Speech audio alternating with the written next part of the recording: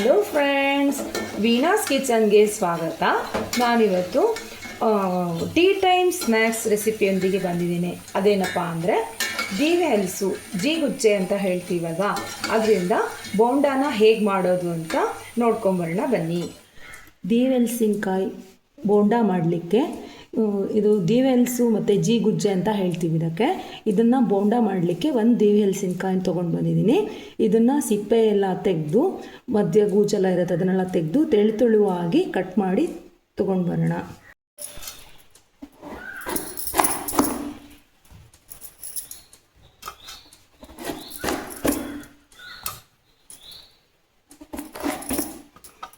ಇದು ಮಧ್ಯದಲ್ಲಿ ಬಿಳಿ ಭಾಗದಲ್ಲಿ ಗೂಜಿರುತ್ತೆ, ಇದನ್ನು ಸ್ವಲ್ಪ ತೆಕ್ಕೋಬೇಕು. ಮತ್ತು ಸಿಪ್ಪೆನೆಲ್ಲ ತೆಳುವಾಗಿ ಹೀಗೆ ಸಿಪ್ಪೆನೆಲ್ಲ ತೆಕ್ಕೊಳ್ಬೇಕು. ಸಿಪ್ಪೆ ಎಲ್ಲ ತೆಗೆದು 4 ಭಾಗ ಮಾಡ್ಕೊಂಡು ಬಂದಿದ್ದೀನಿ.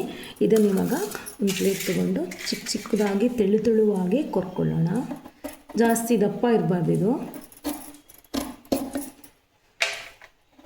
ಬೋಂಡ ಮಾಡಲಿಕ್ಕಾಗೋ ಥರ ಹೀಗೆ ತೆಳುವಾಗಿ ಕಟ್ ಮಾಡ್ಕೊಳ್ಬೇಕು.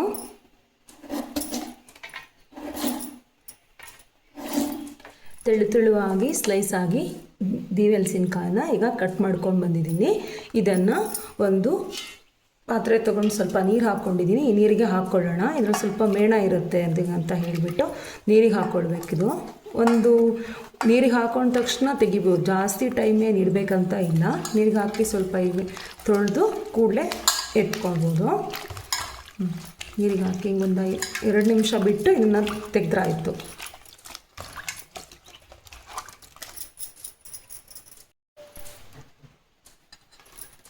ನೀರಿಗೆ ಹಾಕ್ಕೊಂಡಿದ್ದಂತಹ ದೀವೆ ಹಲಸಿನಕಾಯಿನೆಲ್ಲ ನೀರಿಂದ ಎತ್ಕೊಳ್ಳೋಣ.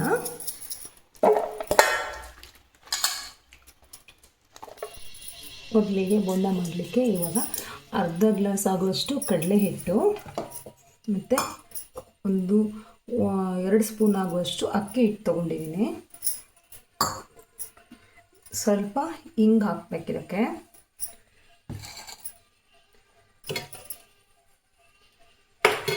ಮತ್ತು ಕಾಳು,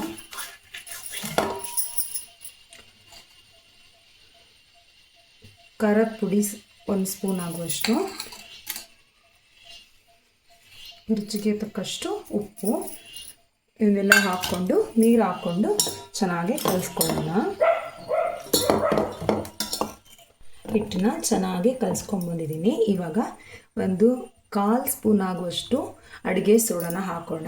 ಅಡುಗೆ ಸೋಡಾ ಹಾಕೋದ್ರಿಂದ ಬೋಂಡ ಚೆನ್ನಾಗಿ ಗರಿಯಾಗಿ ಬರುತ್ತೆ ಅಂತ ಹೇಳಿಬಿಟ್ಟು ನೀವು ಬೇಕಿದ್ರೆ ಹಾಕೋಬೋದು, ಬೇಡದೇ ಇದ್ದರೆ ಸ್ಕಿಪ್ ಮಾಡ್ಬೋದು. ಎಷ್ಟು ಹದದಲ್ಲಿದ್ದರೆ ಸಾಕಾಗತ್ತೆ ಹಿಟ್ಟು. ಇದು ಅಡುಗೆ ಸೋಡಾ ಹಾಕಿದ ನಂತರ ಕ್ಲೀನಾಗಿ ಹಿಟ್ಟನ್ನು ಚೆನ್ನಾಗಿ ಕಲಿಸ್ಕೋಬೇಕು. ಆಲ್ರೆಡಿ ಎಣ್ಣೆನ ಕಾಯಕ್ಕಿಟ್ಟಿದ್ದೆ. ಇವಾಗ ಈ ಒಂದೊಂದೇ ದೀವೆ ಹಲಸಿನಕಾಯಿನ ಈ ಹಿಟ್ಟಿಗೆ ಹಾಕ್ಕೊಂಡು ಎಣ್ಣೆಗೆ ಹಾಕ್ಕೊಳ್ಳೋಣ.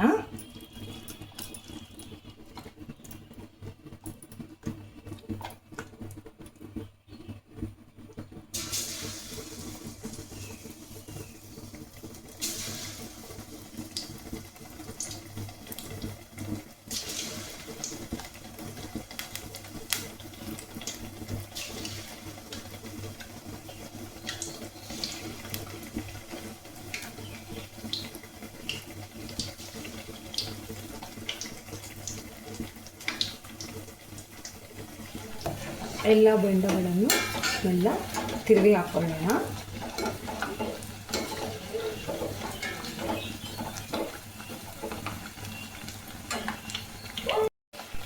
ಆಗಿದೆ ಇದನ್ನು ತೆಕ್ಕೊಳ್ಳೋಣ.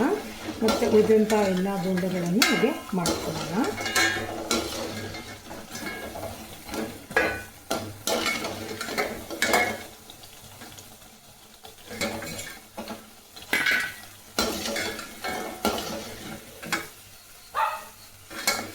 ರುಚಿಯಾದ ಹಾಗೂ ಗರಿಯಾದಂತಹ ದೀವೆ ಹಲಸಿನ ಬೋಂಡ ರೆಡಿಯಾಗಿದೆ.